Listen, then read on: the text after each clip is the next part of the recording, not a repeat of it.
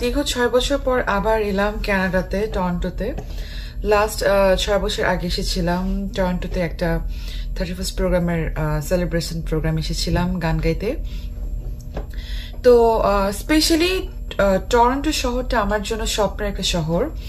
এই জন্যই, কারণ হচ্ছে আমার সবচেয়ে প্রিয় খালামণি, আমার খুব আপনজন, আমার ভীষণ ভালোবাসার মানুষ আমার সেজো খালামণি, আমার সুমন আন্টি, যাকে আপনারা সবাই চেনেন এক নামে সৈয়দা সুমনা বেগম। তো আমার সেজো খালা, যখন আমি তখন অনেক ছোট, তো যখন ছোট অবস্থা আমার সেজো খালামণি হচ্ছে কানাডা চলে আসেন টরন্টোতে। তো তখন তো ছোট ছিলাম, তো তখন খুব মিস করতাম খালামণিকে, যে খালামণি চলে গেল। আর এই যে আজকে আমি গান গাইছি বা মিডিয়ার সাথে ওতপ্রোতভাবে সম্পৃক্ততা, এই সবটুকু এনকারেজ কিন্তু আমাকে ছোটবেলা থেকে আমার সেজো খালামণি আমাকে সবসময় করতো। এই যে মেকআপ করি, মেকআপটাও শিখেছি আমার সেজো খালামণির কাছ থেকে। কোনো কিছু নিয়ে ফ্যাশন রিলেটেড সবকিছু, কুড়িনারি সবকিছু, এই ব্যাপারগুলো না আমার সেজো খালামণি, যখন আমি দেখতাম যে ছোটবেলায় সেজো খালামণি যখন ওনার কোনো শুটিং থাকতো বা ওনার যখন কোনো প্রোগ্রাম উনি করতেন, তখন হচ্ছে উনি সাজুগুজু করতেন বা মেকআপ করতেন বা কোনো হেয়ার ডু করতেন, তখন আমি পাশ থেকে আন্টি দিকে তাকিয়ে তাকিয়ে দেখতাম যে কিভাবে আন্টি মেকআপ করছে, কিভাবে আন্টি লিপস্টিক দিচ্ছে, কিভাবে আন্টি হেয়ার ডু করছে, কিভাবে আন্টি ড্রেস আপ এগুলো মেনটেন করছে।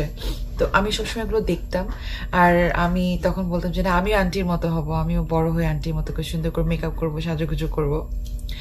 তো আন্টিকে সবসময় ভীষণ মিস করি। দেখা যায় বিভিন্ন কাজের ব্যস্ততার জন্য বা অনেক দূরে যেতে থাকি, বাংলাদেশ কানাডা অনেক বড় একটা দূরত্ব তো আছেই, তো এই জন্য সবসময় দেখা হয়ে ওঠে না। অনেকবার প্ল্যান করেও হয়তো এত বছর আন্টির সাথে দেখা করতে আসতে পারিনি, বা আন্টিও বাংলাদেশে যেতে পারেনি। তো এই জন্যই মানে ছোটবেলা থেকে একটা ইচ্ছে থাকতো সবসময় যে আমি বড় হব, কখন আমি টরন্টোতে যাব, আন্টির সাথে দেখা করব, আন্টির বাসায় থাকবো। যেটা 6 বছর আগে এসেছিলাম আন্টির পাশে, এবং ঠিক 6 বছর পর আবার আসলাম আন্টির কাছে টরন্টোতে। আমার যেহেতু মন্ট্রিলের শো ছিল, তো মন্ট্রিলের শো শেষ করে টরন্টোতে আসলাম।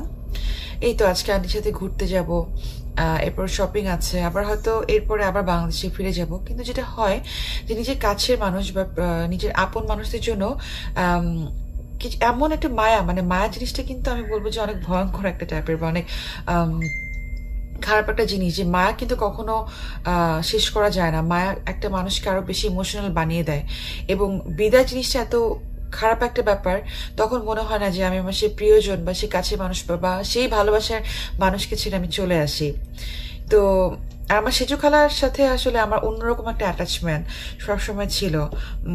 আর আই এম ব্লেসড যে আমার প্রত্যেকটা খালামণি এবং আমার সেজো খালামণি আমার প্রত্যেকে আমার শুধু আমার মানে খালামণি না, তারা আমার এক একজন আমার ফ্রেন্ড, আমার সবচেয়ে ভালো বন্ধু, আমার বেস্ট বাডি, ইটস লাইক এরকম। I love you, mom. তো সবসময়, এবং আমাকে সবসময় এত এনকারেজ করে, সবসময় আমাকে সবভাবে এত ইন্সপায়ার করে, এবং আমার খালামণি হচ্ছে আমার আইডল সব সময়। এবং ছোটবেলা থেকে আমার খালামণি কিভাবে কথা বলছে, কিভাবে ওনার সবকিছু উনি প্রেজেন্টেশন করছে, ইভেন আমার খালামণি এত সুন্দর রান্না করেন, তো এত গুণী একজন মানুষ। তো আমি সবসময় ছোটবেলা থেকে আমার একটা ইচ্ছে ছিল যে আমি আন্টির মতো হব। তো আমি আমার সেজো খালামণিকে অনেক অনেক ভালোবাসি। আন্টি, তোমাকে অনেক ভালোবাসি এবং তোমাকে আমি অনেক মিস করি। আমি চাই তুমি সবসময় অনেক ভালো থাকো, সুস্থ থাকো। এই ভিডিওটা আসলে করাটা এই জন্য যে ভিডিওটা হয়তো একটা সময় আমি থাকবো না, বা হয়তো এই জায়গাটাতে আমি নেই, কিন্তু ভিডিওটা আর্কাইভে থেকে যাবে, বা আমি যখন তোমাকে মিস করবো, বা তুমি যখন আমাকে মিস করবে, তখন তুমি আমার ভিডিওটা দেখবে, বা আমি যখন তোমাকে মিস করবো, আমরা তো অনেক ছবি তুলেছি একসাথে বা অনেক ভিডিও করেছি, সেই ভিডিওগুলো দেখবো। এই তো আমরা মানুষরা থাকি না, কিন্তু আমাদের ছবিগুলো স্মৃতি হিসেবে রয়ে যায়, এগুলো স্মৃতি হিসেবে রয়ে যায়।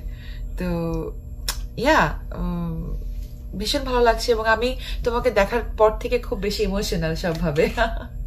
And I love you so much. I love you so much. তুমি সবসময় অনেক ভালো থাকো, সুস্থ থাকো, নিরাপদে থাকো। ভালোবাসা তোমার ঘরে বৃষ্টি হয়ে নেমে আসুক। Thank you, I love you too.